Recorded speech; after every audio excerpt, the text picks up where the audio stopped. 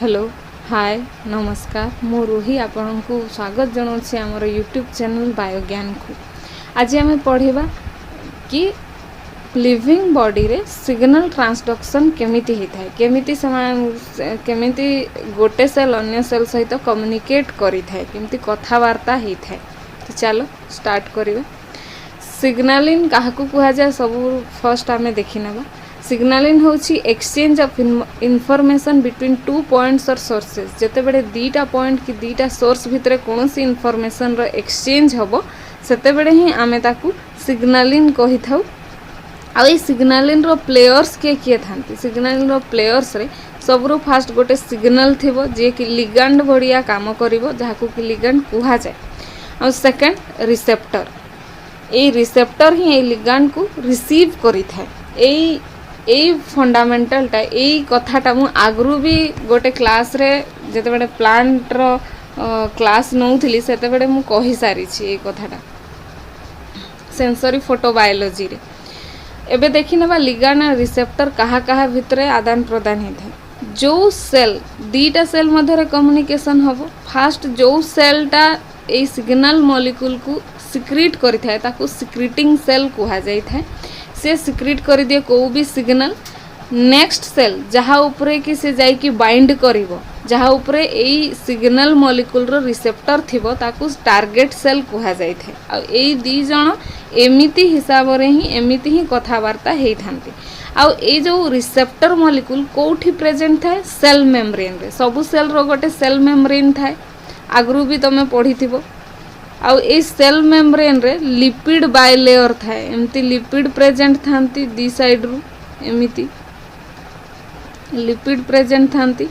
आउ ए मझी मझी रे एमती प्रोटीन भी प्रेजेंट थांती। बेड़े बेड़े ए प्रोटीन रो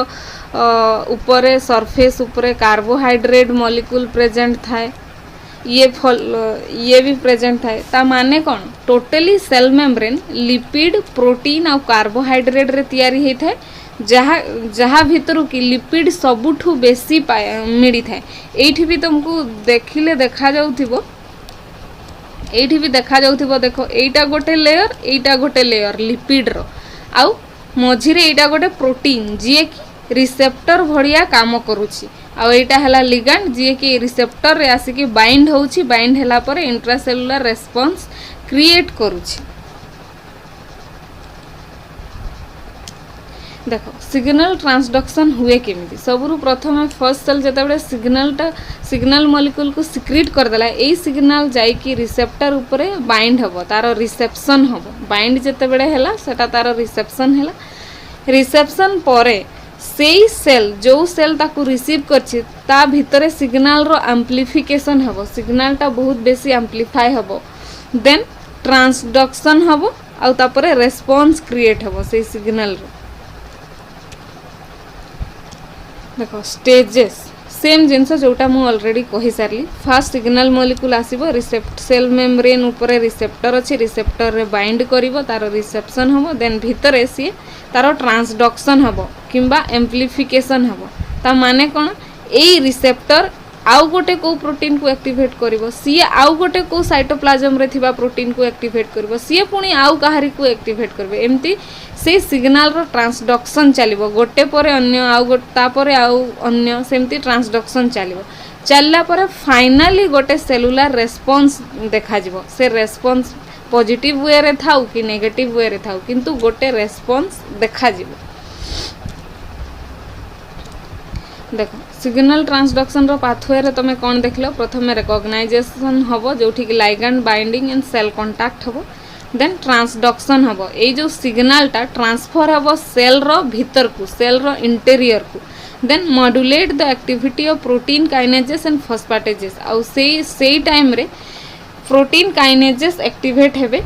नहेले फॉस्फेटेजेस एक्टिवेट हेबे डीएक्टिवेट हेबे। जो हिसाब रे सिग्नल आसी पॉजिटिव वे रे जदी सिग्नल जिबार अछि तो एक्टिवेट हेबे, नेगेटिव वे रे हेले डीएक्टिवेट हेबे। देन रेस्पॉन्स क्रिएट हेबो, रेस्पॉन्स रे फॉस्फोराइलेशन हेई पारे, नहले कोनोसी अन्य जिंसर मॉड्यूलेशन भी हेई पारे। Why do cells communicate. एबे जानिबा कि सेल माने कम्युनिकेट कोन पई करंती। फर्स्ट है ड्यूरिंग डेवलपमेंट जेते बड़े तांकर डेवलपमेंट चली थाए cells differentiate to adopt specialised roles तमें यहाँ आगु भी जानी गोटे सेल रु थ्रू माइटोसिस एंड मेयोसिस तो गैमेट सेल रे ही थाए गैमेट सेल फॉर्म बेड़े ही थाए किंतु जेते बड़े डेवलपमेंट चलता है बॉडी रो ग्रोथ चलता है सेते बड़े तो माइटोसिस हुए ना माइटोसिस हेला परे सेल कौन से प्रिमिटिव स्टेज रे रही थाए ना सी तार एक्चुअल फंक्शन जो जमती लिवर सेल सी स्टेम सेल रु डिफरेंशिएट हैला लिवर सेल गोटे स्टेम सेल रु डिफरेंशिएट हैला बहुत सारा लिवर सेल ए जो बहुत सारा लिवर सेल डिफरेंशिएट हेले से निजार फंक्शन भी तो गेन करिवे डिफरेंशिएट हे सारला परे फंक्शन गेन करिवा कि गोटे स्पेशलाइज सेल हवा ए टाइम रे से बो सेल माने निज भितरे कम्युनिकेट करि थांती कथा हे थांती जे मु को सेल टाइप बनेबी तू को सेल टाइप बनेबो जणे गोटे सेल टाइप बनेला हेले सीए पाख सेल को कहबो कि मु ऑलरेडी ए जिंसटा बनौछि एटा तो मु बनै पारिबी मु जोटा बनै पारुनी तू सेटा बना तू काई मु मो हिसाब रो फंक्शन तू नेबु की सिमती then second cells need to know whether to live die or divide जेते बड़े तांको डिसाइड करिवार थाए कि समाने बंचिबे कि एबे तांको मरिबार अछि कि डिवाइड करिवार अछि सेमते बाहर गोटे सिग्नल आसिला कि तांको कहिला कि एबे हार्श कंडीशन अछि वाटर स्ट्रेस हो कि सालिनिटी स्ट्रेस हो तो ए टाइम रे डेथ जरूरी अच्छी गोटे पार्ट रो कि कौन सी प्लांट बॉडी हो कि एनिमल बॉडी हो कि कौन सी भी लिविंग ऑर्गेनिज्म रो से पार्ट रो डाई हबो नहेले पूरा ऑर्गेनिज्म रो डाई हबो से टाइम रे ही सेल्स से टाइम रे भी कम्युनिकेट करि थांती ऑब्वियसली से माने कम्युनिकेट करिवे हेले तो से माने पाखो एनवायरनमेंट रे कोन चालू छी जानिबे से कम्युनिकेशन थ्रू रु ही से माने जानते कि पाखो एनवायरनमेंट रे किसी स्ट्रेस अछि कि जदि स्ट्रेस अछि आ मते डाई मते मरिबार सिग्नल आसुछि हेले मु डाई करि जिबि मु आउ बंची कि रहिबिनी आउ जदि तांको सिग्नल आसुछि लिव बंची रहिबार देन से निजको प्रोलिफरेट करिवे कि डिवाइड करिवे न्यूरो ट्रांसमिशन जेते बड़े ब्रेन रे ब्रेन सिग्नल ट्रांसड्यूस करे सिग्नल पठाए किंबा रिसीव करे सेते बड़े भी कम्युनिकेशन चले मेटाबॉलिज्म रो रेगुलेशन जेते बड़े हेई थाए तो बॉडी रे जेते भी मेटाबॉलिज्म होउछि एनिमल बॉडी हो कि plant body glycolysis citric acid metabolism हो कि क्रेब साइकिल रो हो कि किछि भी साटा कार्बन रो थाउ कि प्रोटीन रो थाउ कि लिपिड रो थाउ जो भी मेटाबॉलिज्म हुए तार तो रेगुलेशन जरूरी अछि ना से रेगुलेशन टाइम रे भी सेल कम्युनिकेट करंती कि मु केमिति रेगुलेट करबी गोटे प्रोडक्ट जदी बेसी तयारी हे गला फॉर एग्जांपल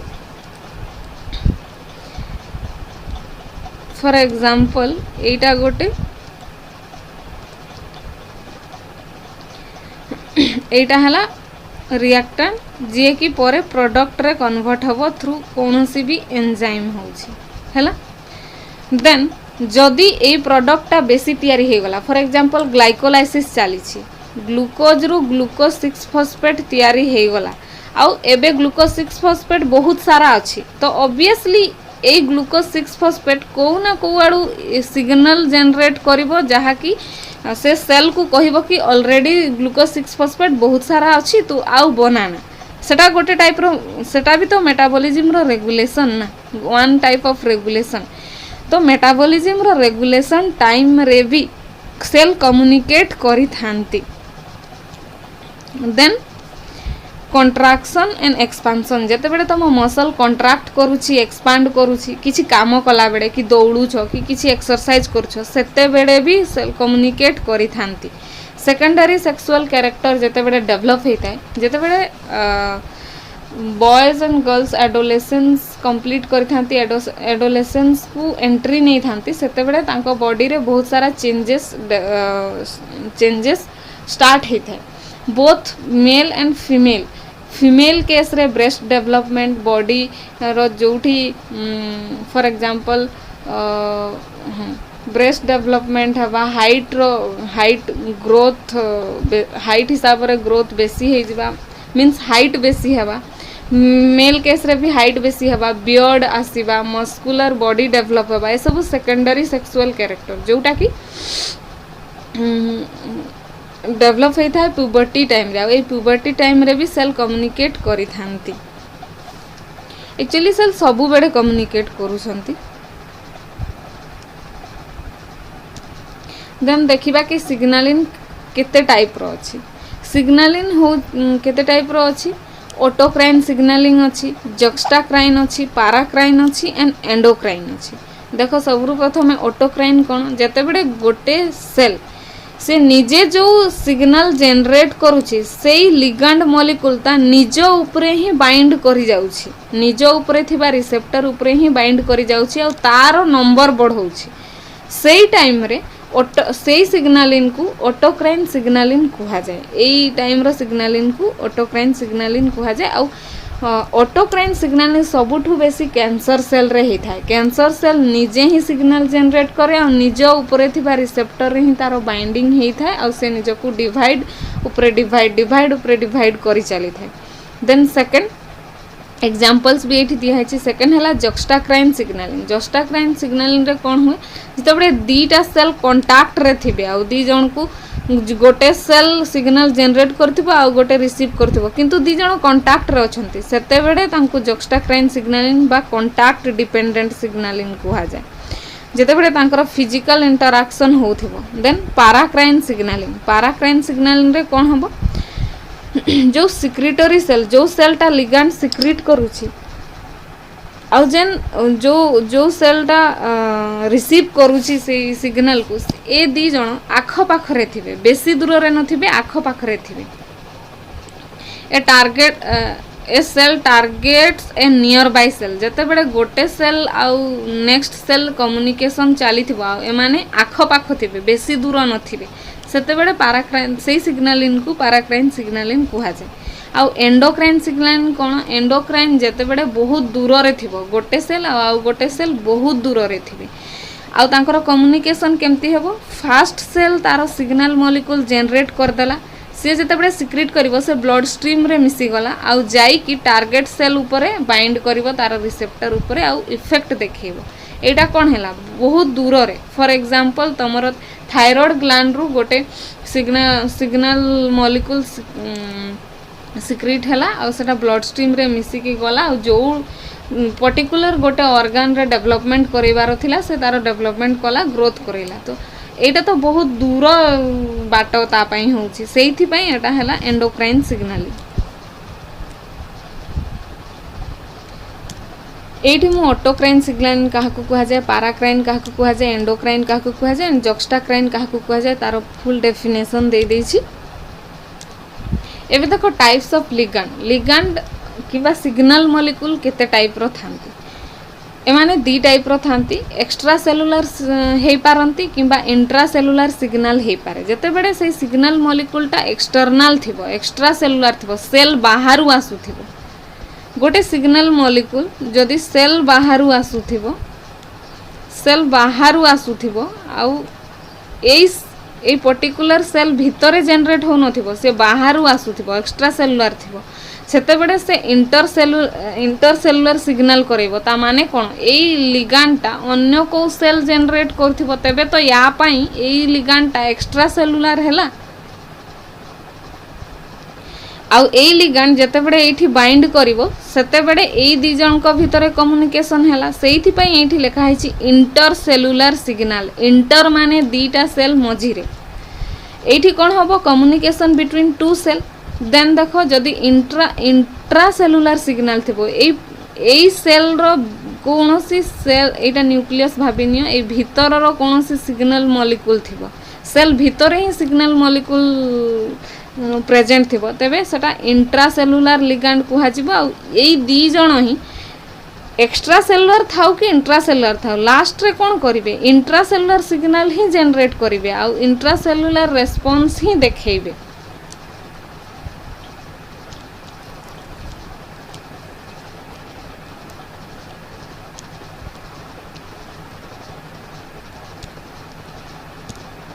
देख एबे रिसेप्टर भी देखिन केते टाइप रो रिसेप्टर भी दीटा टाइप रो थांती गोटे सेल सरफेस रिसेप्टर गोटे intracellular receptor cell surface receptor कौन जोटा प्लाज्मा मेम्ब्रेन ऊपर प्रेजेंट थिबो आ या पई जो लिगांड मॉलिक्यूल थिबो से कौन थिबो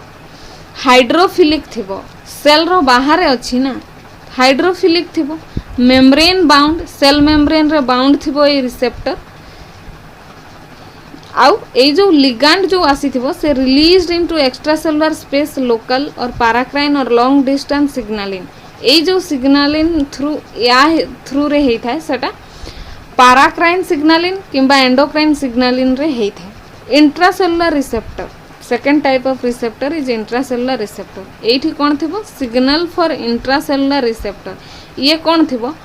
या पई जो सिग्नल मॉलिक्यूल थिबो से हाइड्रोफिलिक न थाई कि हाइड्रोफोबिक थिबो सेठी पई तो से भीतर को क्रॉस करि जिवो आउ ए रिसेप्टर इंट्रासेलुलर रिसेप्टर एइदर साइटोप्लाज्म रे प्रेजेंट थांती नहले न्यूक्लियस भीतर भी प्रेजेंट रही पारंती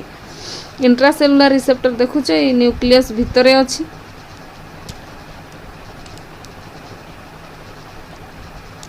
एबे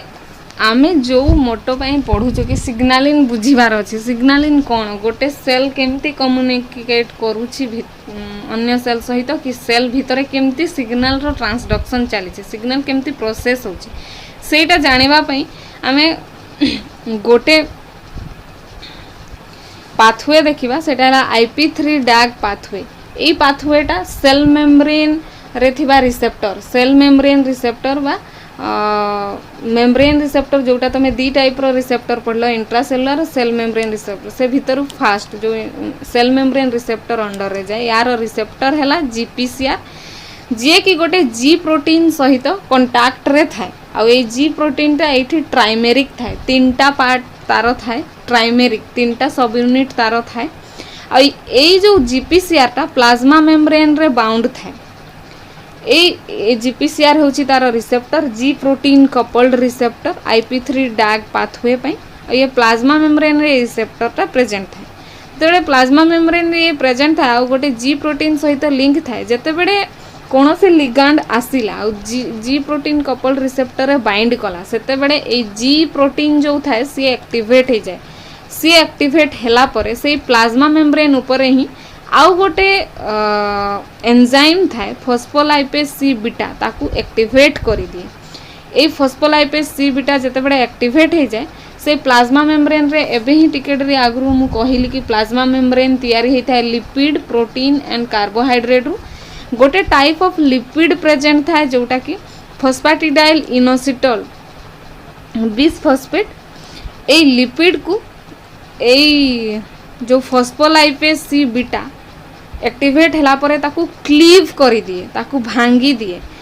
देला परे दीटा पार्ट रे डिवाइड करी दिए गोटे हैला दीटा प्रोडक्ट तयारी करे गोटे हैला IP3 आ गोटे हैला डैग IP3 टा वाटर सॉल्युबल थाए सेइथि पई से डिफ्यूज हे जाए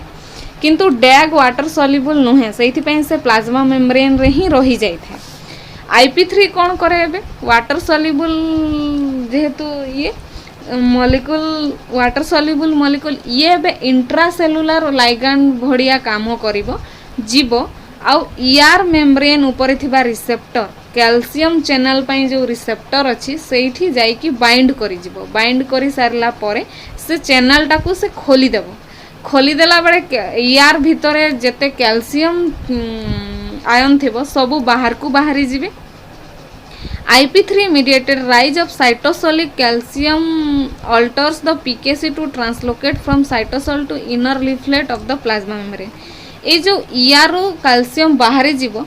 कहा थ्रू रे IP3 जाई कि ताकू बतैला कि ER तू कैल्शियम रिलीज करे जते बेडे से कैल्शियम रिलीज हे जीवो से जाई कि आउ गोटे प्रोटीन PKC ताकू कहिबो कि तू साइटोप्लाज्म रे आ रहना तू जा प्लाज्मा मेम्ब्रेन पाखकू ताकू नै कि जीवो प्लाज्मा मेम्ब्रेन रे आउ मने करो डैग ऑलरेडी प्लाज्मा मेम्ब्रेन रे अछि ए कैल्शियम आउ डैग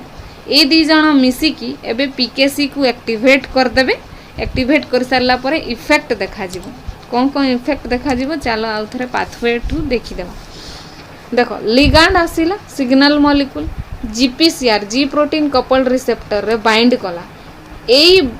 बाइंडिंग हलारु जी प्रोटीन तीन ट्राइमेरिक थाए एई पाथवे रे मु कहि सारली से भितरु अल्फा सब यूनिट जो थाए सीए एक्टिवेट हे गला एक्टिवेट केमती हला जीटीपी सहित बाउंड हला एक्टिवेट हे गला जेते बडे जी प्रोटीन एक्टिवेट हला सीए जाई कि फॉस्फोलाइपेज सी बीटा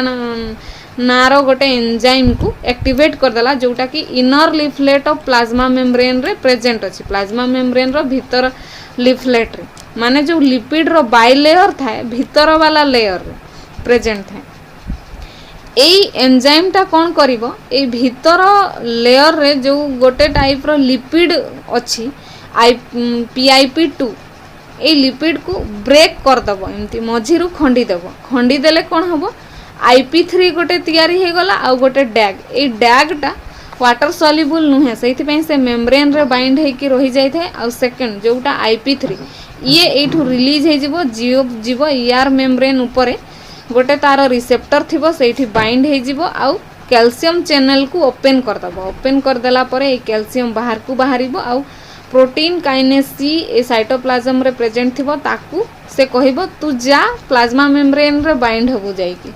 से जाई कि प्लाज्मा मेम्ब्रेन रे बाइंड होबो एबे ए कैल्शियम पीकेसी आ एपटे डैग आसीबा ए पीकेसी को एक्टिवेट कर देबे पूरा फुल्ली एक्टिवेट कर देबा ये रेस्पॉन्स देखैबो आगो को एठी भी देखो सेम पाथवे सिग्नल आसिला रिसेप्टर एक्टिवेट हला जे कि जी प्रोटीन को एक्टिवेट कला फॉस्फोलाइपेज सी को सी एक्टिवेट कला तापरे फॉस्फोलाइपेज सी लिपिड PIP2 को ब्रेक कला ब्रेक कर सारा परे IP3 जनरेट हला और डैक IP3 गला यार कैल्शियम को रिलीज करेला कैल्शियम सेलुलर रेस्पॉन्स दबो एंड ए कैल्शियम जाई कि पीकेसी को भी एक्टिवेट करिवो एंड पीकेसी को डैग भी एक्टिवेट करे बोथ कैल्शियम एंड डैग दी जण मिसी कि पीकेसी को एक्टिवेट करिवे या आगो को ए कैल्शियम आउ कोन करि पारे एठू रिलीज हे सारला परे सेटा भी हमें देखि देबा चलो नाइट्रिक ऑक्साइड सिग्नलिंग सेटा भी एई पाथवे रु ही ऑपरेट हे थाए किंतु एठी जो सिग्नल मॉलिक्यूल देखो एसिटाइल कोलाइन थाए ये आसिकी जिते बड़े जीपीसीआर रे बाइंड कला ये जो सिग्नलिंग चलेबो सेठू IP3 जनरेट हला IP3 ER रु कैल्शियम को रिलीज करे देबो ए कैल्शियम पीकेसी को एक्टिवेट करथला सेठी माने कर किंतु आउ कोन करि पारिबो से काल्मोडुलिन को एक्टिवेट करि पारिबो जाई कि काल्मोडुलिन नारो गोटे प्रोटीन थाए साइटोप्लाज्म रे ताकू एक्टिवेट कर दबो काल्मोडुलिन एक्टिवेट जते बड़े हे गला से कौन करिवो एनो सिंथेज नामक गोटे एंजाइम को एक्टिवेट कर दबो ए एनो सिंथेज कौन करिवो आर्जिनिन रु सिट्रुलिन तैयारी कला बेले से नाइट्रिक ऑक्साइड को जनरेट करिवो ए जो नाइट्रिक ऑक्साइड पाखरे थिबा सेल स्मूथ मसल सेल को जीवो जाई कि गुआनाइनिल साइक्लेज को एक्टिवेट कर दबो ये गोटे टाइप रो एंजाइम ये कौन करे जीटीपी रु साइक्लिक जीएमपी तैयारी कर दिए जेते बड़े नाइट्रिक ऑक्साइड या को एक्टिवेट करिवो ये सीजीएमपी बने लागबो ए सीजीएमपी पुणी आउ जन को एक्टिवेट करिवो प्रोटीन काइनेज जी को आ ये प्रोटीन काइनेज जी मसल रो रिलैक्सेशन करिवो जहा द्वारा कि ब्लड वेसल्स डायलेट कर जिवो ब्लड वेसल रो डायमीटर बढ़ी जिवो हां ए सिग्नलिन कोठी चालुछि नाइट्रिक ऑक्साइड सिग्नलिन आमर आम बॉडी रे सबुआडे ब्लड वेसल्स अछि ब्लड तो गोटे ब्लड वेसल्स भाबो गोटे पाइप से मझी रे ब्लड फ्लो करूछि ब्लड वेसल रो चारियाडे जो तार एपिथेलियम अछि इनर एपिडर्मिस या एपिथेलियम अछि सीए कोनोसी सेल ऑफ सेल लेयर रे तैयारी हेइथिबो ना जो लेयर ऑफ सेल रे से तैयारी हेई थाए भाबो एटा हला गोटे ब्लड पाइप या ब्लड वेसल्स ये गोटे लेयर ऑफ सेल्स रे तैयारी हेई थिबो से जो सेल लेयर रे तैयारी हेई थाए ताकू एंडोथेलियल सेल कहा जाए आ या चारियाडे मसल सेल तो थिबे ना ऑब्वियसली मसल सेल्स थिबे नहले ब्लड मूव केमती करूची टिके कंट्राक्शन रिलैक्सेशन होउची मूव सेहिति पई ब्लड करूची ना तो एंडो इनर लाइनिंग ता ब्लड वेसल रो एंडोथेलियल सेल थाए आ ता ऊपर स्मूथ मसल सेल्स थांती। तो यही जो सिग्नालिंग चले से एंडोथेलियल सेल रे ही सिग्नालिंग चली था। ये एंडोथेलियल सेल रु जते बड़े एनो जनरेट हबो ए एनो पाखरे थिबा पाखरे ना ता ऊपर थिबा स्मूथ मसल सेल को डिफ्यूज करि जिबा और सेठी मसल रो रिलैक्सेशन करिवो जहा द्वारा कि ए ब्लड वेसल से डायलेट कर जिवो तार डायमीटर ता बढ़ी जिवो रिलैक्स करि जिवो कंट्रैक्ट करिवोनी रिलैक्स करिवो। हेले आज आम टोटाली कौन पढ़िलु आज आम पढ़िलु कि सिग्नालिन कौन जोटा कि दीटा सेल मध्य जो कम्युनिकेशन होता है। सेकेंड रे आम पढ़ी कि सिग्नल रो प्लेयर्स किए थांती लाइगान और रिसेप्टर। लाइगान सिग्नल मॉलिक्यूल था और रिसेप्टर जोटा कि टारगेट सेल ऊपर प्रेजेंट था। आउ आम देखीछु जे